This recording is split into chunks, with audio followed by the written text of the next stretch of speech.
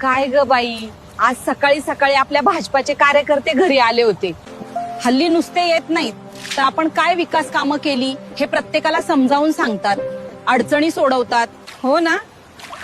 लाडक्या बहिणींसाठी असणारे KYC माझं चुकलं होतं, ते काल एकानं दुरुस्त करून दिलं. आपल्यासारख्या छोट्या खेडेगावातल्या गोरगरिबांची सुद्धा ह्या भाजपवाल्यांना काळजी आहे. कोणतीही निवडणूक असली तरी आपलं तर मत भाजपालाच, म्हणजे कमळालाच. हो, मी तर म्हणते कमळ हाच आपला उमेदवार. बघ ना, घरोघरी पाणी पोहोचलं, 24 तास वीज, शौचालय बांधली, धुरापासून आपली सुटका केली. ज्यांची घरं जुनी झाली त्यांना घरांसाठी पैसे, जनावरं घ्यायला, अवजारं घ्यायला, खतं, बियाण्यांना पैसे, शिवाय शेतात येणाऱ्या मालाला जवळ मार्केट.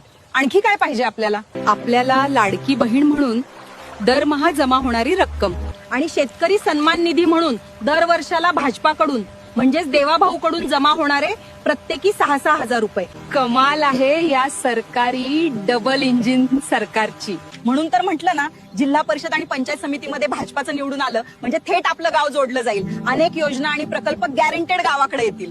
कमाल आहे या सरकारी डबल इंजिन सरकारची. म्हणूनच तर म्हणतेय, तुमची आमची भाजपा सर्वांची.